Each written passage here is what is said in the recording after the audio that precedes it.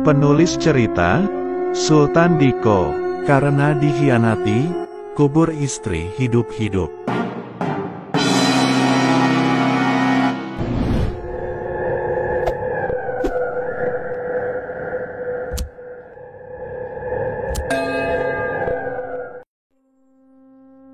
Namun tanpa disadari, di tengah kegelapan malam, sepasang bola mata sedang mengawasi dari dalam semak belukar. Jalanan yang rusak, ditambah lagi ruasnya yang telah diselimuti semak belukar, membuat Idris berjuang lebih keras untuk bisa segera sampai ke tempat tujuan. Kang Idris. Idris seolah mendengar suara seperti berbisik memanggil namanya. Perasaan ada yang memanggil. Idris membatin. Jalanan tampak sangat sepi. Bahkan hampir tidak ada makhluk hidup selain dirinya saja. Cuaca malam ini cukup bersahabat. Sinar rembulan perlahan mulai terlihat keluar dari persembunyiannya di balik awan. Idris terus saja mengayunkan sepeda. Tak dihiraukannya suara-suara aneh yang terdengar. Namun tiba-tiba saja sekelebat bayangan membuat terkejut bukan main. Ia terperanjat, tatkala mengetahui bahwasanya ada seekor burung hantu, yang terbang tepat di atas kepala. Idris tetap mengayunkan sepedanya, walau burung hantu itu masih terus saja berpindah-pindah dari dahan satu ke dahan lainnya, ditambah lagi sesekali terdengar suara khas yang cukup menyeramkan. Tapi itu semua tidak membuat nyalinya ciut. Ah, itu hanya seekor burung, untuk apa aku takut padanya? Abaikan saja, itu akan lebih baik, gumam Idris. Memang, terlalu memikirkan tentang kehadiran burung hantu tersebut, akan membuat nyali Idris ciut dengan sendirinya. Ia kemudian memilih untuk lebih fokus dengan kondisi jalan yang dilalui. Ruas yang hampir seutuhnya tertutup oleh semak belukar, bukanlah perkara yang mudah, apalagi memikul amanah yang besar seperti saat ini. Kesembuhan Mirna sangatlah tergantung dengan keberhasilannya. Walaupun belum bisa dipastikan, apakah Datuk Rajib bisa menyembuhkan Mirna atau tidak, tapi yang pasti, saat ini pengharapan keluarga Marzuki sangatlah tinggi pada keberhasilan Idris. Amanah besar ini harus ia jalankan dengan baik, apapun rintangannya. Kang Idris. Tidak lama suara orang menyebut namanya dengan nada berbisik, kembali terdengar lagi. Kali ini, panggilan itu mengundang perhatiannya. Konsentrasi, sedikit banyak mulai terpecah. Idris meyakini, suara itu bersumber dari arah belakang. Seketika itu pula pori-pori mulai meremang, keringat dingin mengucur deras membasahi sekujur tubuh, ayunan sepeda terasa sangat berat dari sebelumnya, seperti ada seseorang yang duduk di kursi penumpang di bagian belakang. Idris tidak punya keberanian untuk menoleh ke belakang, tapi sepedanya semakin lama semakin terasa berat. Dengan segenap tenaga yang tersisa, ia terus saja melanjutkan perjalanan tanpa berhenti sedikit pun. Sinar rembulan semakin larut semakin memberikan penerangan, hingga membuat bayangan tubuh semakin terlihat jelas. Tanpa terasa Idris telah menempuh perjalanan kurang lebih hampir 30 menit, meniti jalan lama yang telah dipenuhi semak belukar itu.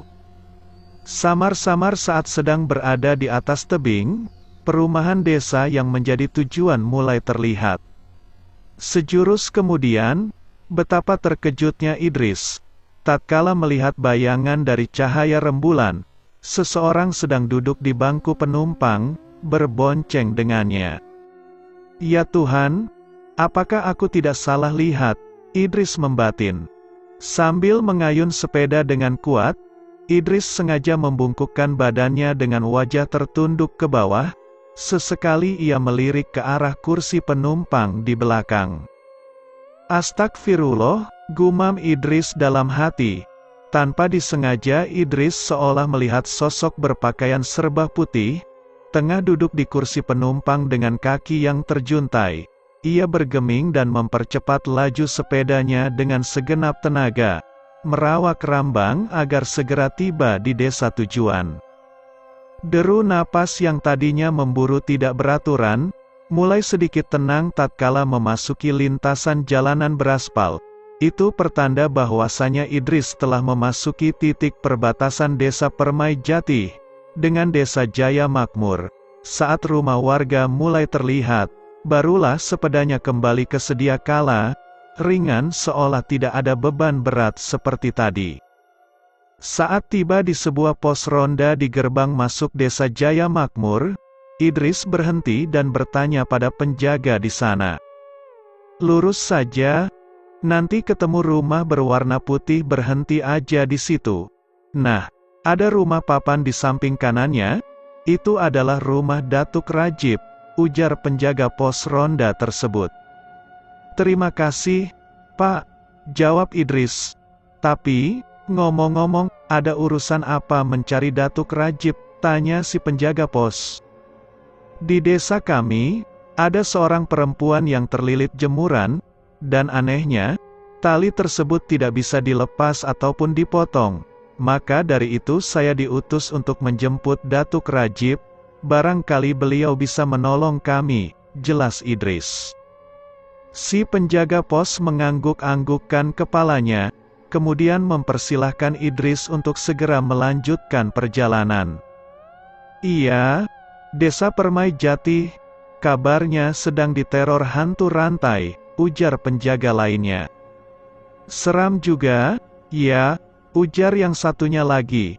Tiba-tiba, kedua penjaga pos itu merasakan merinding di bagian tengkuk, pori-pori meremang seolah-olah di dekat mereka ada sosok tak kasat mata.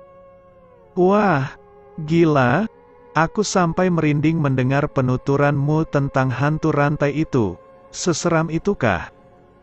Begitulah perbincangan keduanya. Setelah menemukan rumah berwarna putih tersebut, Idris segera mencari rumah papan yang dimaksud penjaga di pos ronda tadi. Ia tersenyum tatkala menemukan rumah yang dicari. Tanpa menunda-nunda waktu lagi, langsung saja suami Naomi itu mengetuk pintu rumah Datuk Rajib. Tidak lama dari ketukan pintu itu, muncullah seorang lelaki setengah baya dari dalam rumah tersebut. "Selamat malam," sapa Idris ramah. Lelaki itu membalas salam Idris dan kemudian mempertanyakan atas dasar apa Idris rela menempuh perjalanan jauh menuju rumahnya. Setelah Idris menceritakan semuanya dan memberitahu tujuan kedatangannya, tanpa menunda-nunda waktu lagi, kedua segera bergegas berangkat ke desa Permai Jati. Lebih cepat lebih baik, mungkin itu yang terbesit dalam benak keduanya. Jam menunjukkan pukul 8:30 malam, tanpa terasa dari menjelang maghrib sampai melewati waktu Isya, Idris belum sekalipun beristirahat. Beruntung cuaca malam ini sangat bersahabat, cahaya rembulan memberikan penerangan dalam perjalanan kali ini. Tanpa halangan yang berarti, sekitar jam 10 kurang 15 menit, mereka akhirnya sampai di desa Permai Jati, dan langsung menuju ke puskesmas. Benar saja apa yang dikhawatirkan, beberapa orang sedang mencekal lengan dan kaki Mirna. Perempuan itu mengamuk-ngamuk minta dilepaskan ikatan tambang di kaki dan tangannya. "Tolong ambilkan saya segelas air putih," pinta Datuk Rajib. Tono segera mengambilkan segelas air, kemudian memberikannya kepada Datuk Rajib. Entah apa yang dibacanya, mulutnya komat kamit seperti sedang membaca mantra, kemudian memberi minum dan mengusap air tersebut ke wajah Mirna. Beberapa menit kemudian, istri Marzuki itu menjadi tenang. "Apa yang telah dilakukan oleh istrimu?" tanya Datuk Rajib pada Marzuki. Marzuki sedikit ragu untuk mengatakan yang sebenarnya, tapi sepertinya kejujuran darinya sangatlah berhubungan dengan kesehatan Mirna, walau berat hati bercampur malu atas ulas sang istri. Akhirnya ia mengutarakan semua kebenaran tentang apa yang telah diperbuat oleh istrinya. "Apapun alasannya, dan bagaimanapun marahnya kita, perbuatan seperti itu tidak bisa dibenarkan. Ujar Datuk Rajib menyayangkan hal semacam itu bisa terjadi. Marzuki kembali menceritakan semua tragedi yang dialami oleh dewa anaknya. Dari sanalah semua ini bermula.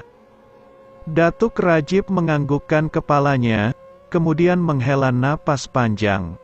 Kalau begitu, malam ini juga, kuburan yang telah dicemari oleh istrimu harus dibersihkan, ujar Datuk Rajib pada Marzuki. Baik Datuk, jawab Marzuki patuh. Siapa lagi yang harus melakukan semua itu? Kalau bukan Tono dan Idris? Keduanya bergeming saat mendengar Mandor Marzuki meminta agar mereka yang membersihkan kuburan Marzan. Apakah tidak bisa ditunda besok pagi saja, Datuk? Ujar Tono penuh keraguan. Harus segera dilakukan, kalau tidak nyawa Mirna tidak bisa ditolong lagi, ujar Datuk Rajib pada Tono. Bagaimana, Kang Idris? Tanya Tono pada Idris. Aku ikut saja, jawab Idris singkat. Walau berat hati, keduanya segera berangkat ke kuburan Marzan malam itu juga. Belum juga memasuki area pemakaman, tapi Idris dan Tono telah merasakan merinding sedari puskesmas tadi. Sementara Idris dan Tono melakukan tugasnya membersihkan kuburan Marzan, Datuk Rajib mengutamakan sesuatu yang ia duga adalah dalang dari semua ini. Apakah mungkin seperti itu? Tanya Marzuki. Seseorang yang telah digelapkan oleh kekuasaan, akan melakukan apapun untuk mencapai ambisinya, ujar Datuk Rajib pada Marzuki.